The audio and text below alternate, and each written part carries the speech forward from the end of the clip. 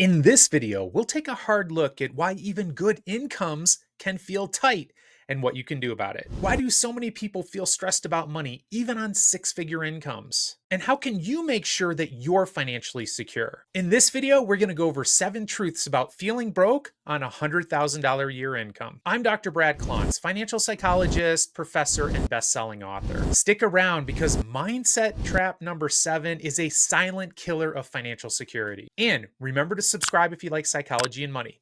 Now let's get into it. Mindset trap number 1, the scarcity mindset. Making $100,000 a year and still feeling poor? If so, you need to make this change now. Even high earners struggle with the idea that there's not enough money. The scarcity mindset tells you that no matter how much money you're making, it's never enough. This doesn't start out as a bad thing. As a matter of fact, a scarcity mindset may have driven you to make more and more money, but it can lead to a sense of financial anxiety that ends up hurting you. You could be constantly anticipating financial disaster, even when there's no immediate threat. This could lead to you underspending because you're so anxious and you can't even enjoy life. Or it could lead to overspending because you're stressed and you feel like no matter how much money you make, it's not going to be enough, so you might as well spend it. A scarcity mindset is a terrible emotional experience and it ends up biting you in the butt and decreasing the amount of money you end up having. This is what you need to do. You need to slow down and take some time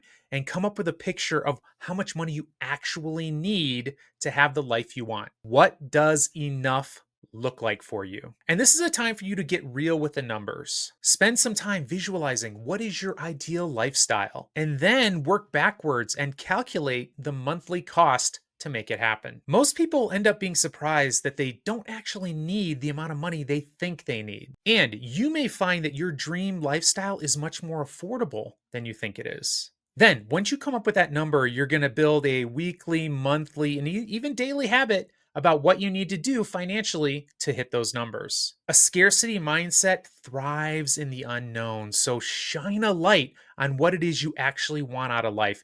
You may be surprised. Mindset trap number 2, the unworthiness mindset. Do you secretly feel like success would make you a bad person? If you were raised hearing money avoidance, money scripts, things like money corrupts, or rich people are greedy, or there's virtue in having less money, you are likely carrying these beliefs into adulthood where you're not feeling like you're allowed to have success or you're allowed to be wealthy. And if you are carrying these money scripts, it will sabotage you. You're going to end up making less money and having lower net worth. This internal conflict will cause self-sabotage. You will subconsciously repel success and you'll repel money. Even if you end up acquiring money, you're going to sabotage yourself and you're going to get rid of it. This is what you need to do to rewire the unworthiness script. You need to reframe money as a tool for good. Wealth isn't about hoarding or being selfish. It's about freedom and having options. And with that freedom and with those options and with that success, you can find ways to help people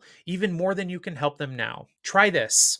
Make sure that you're donating money each week to a cause you love. Or volunteer, even if it's an hour a month, to a cause that you love. Spend some time visualizing and journaling what you would do if you had enough money to help people in the way you want to help them. If you can align your money with your values, it's going to ease your guilt and it's going to boost your confidence. Mindset trap number 3, the inflation trap mindset. Inflation is real, but your mindset can make it so much worse. We all feel it. The rising costs of food, of gas, of housing. But when you believe that there's nothing you can do about this, it leads to a sense of helplessness. And that's going to make you want to just give up. And even worse, perhaps go into debt because you don't even want to think about how much money you're spending. This sense of helplessness makes us shut down. It creates anxiety.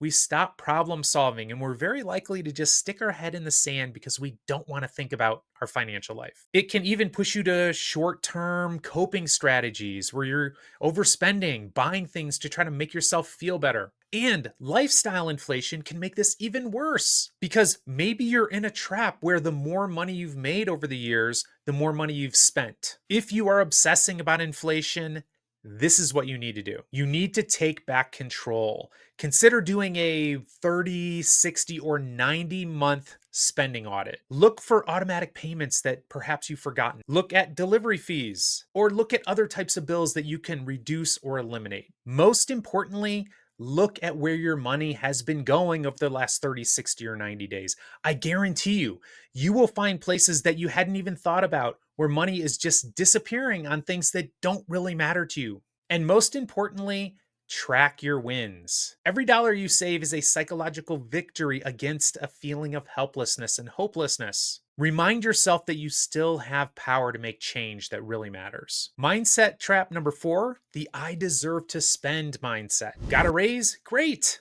But now your spending has just doubled. The I deserve to spend it mindset says, I work hard, so I deserve it. It's incredibly common, especially after promotion. Of course, you want to celebrate. This is something you've earned, or after some big life event. But this will turn every financial win you get into an excuse to spend more. Over time, your lifestyle is going to grow faster than your income. Here's the hack. Before you make any big life changes, especially on fixed expenses, pause and ask yourself, do I really need this?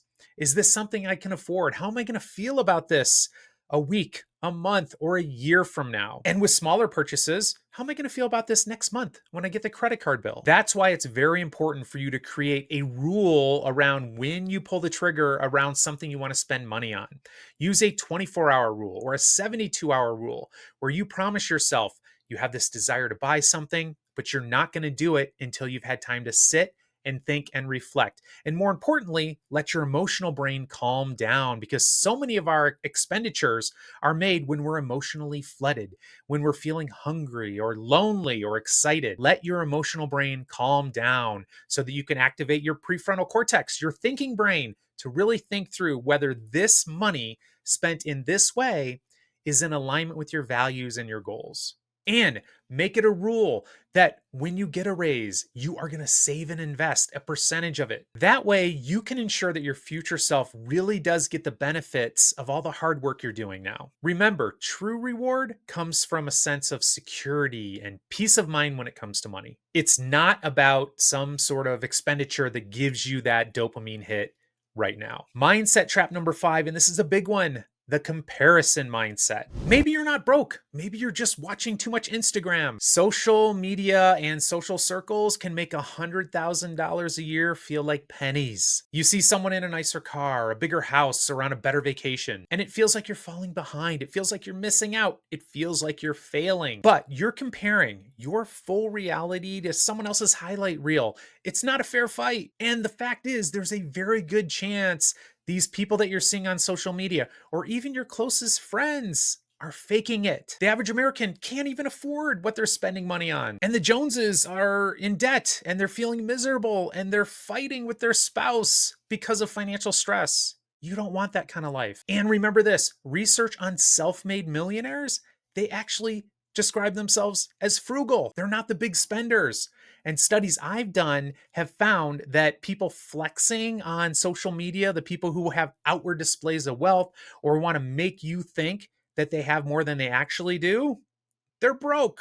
Meanwhile, most self-millionaires, they actually downplay how much money they have. So the people you're seeing on social media flexing are very likely broke. Or they have money, but they're on the way to becoming broke. We see this countless times when it comes to people who win the lottery, or entertainers or athletes who end up blowing all their money. You're seeing this. This might be in the midst of someone's financial downfall.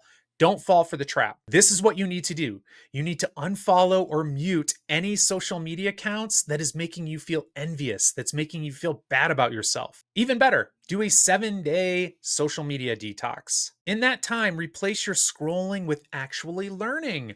Read a book. If you haven't read it, read my book, Start Thinking Rich. You're going to love it. And even more important, surround yourself with people who have a rich mindset. People who have the values you have when it comes to saving and investing for the future. People who prioritize saving and investing over flashy spending. This brings us to mindset trap number 6, the knowledge guilt mindset. You know what you should be doing when it comes to money, so why aren't you doing it? This is one of the most frustrating traps. You've watched the videos, you've read the books, you've followed the experts, but you're not applying it. You know you should be saving for your goals. You know you should be investing for your financial freedom.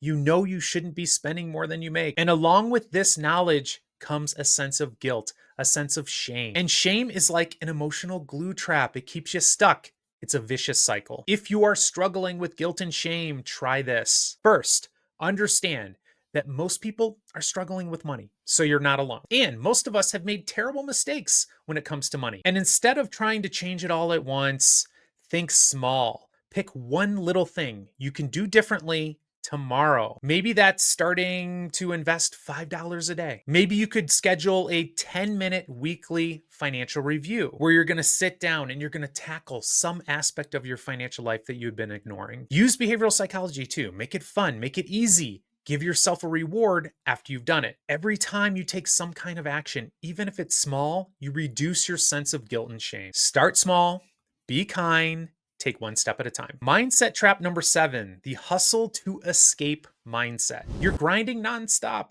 but you still feel stuck. I admire your hustle. It's inspiring, but beware of the hustle to escape mindset, which says, if I just work harder, then I'll be secure. Look, working hard is great. As a matter of fact, it's essential, but it's not enough.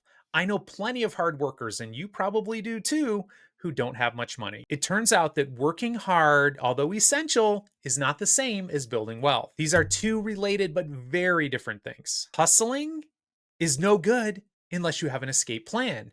And that plan is paying yourself first. A percentage of every dollar that comes into your life, you must save and invest for your future. Now, I always encourage people to shoot for 30%. And before you get mad at me, it's so easy to do when you get your first job.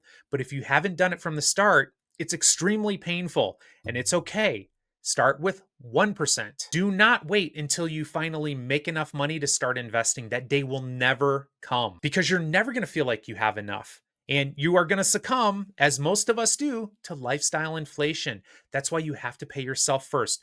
Do not wait around to the end of the month, to the end of the year. You will have no money left. As soon as you get a paycheck, you have to set a portion aside for your financial freedom. Hustle without a plan is just going to lead to burnout, and you're not going to have any wealth. These 7 mindset traps can make $100,000 a year or even more feel like it's barely enough. But once you identify them, you can start to break their grip. It turns out that wealth really does start in your mind. I'm Dr. Brad Klontz, and I'll see you next time.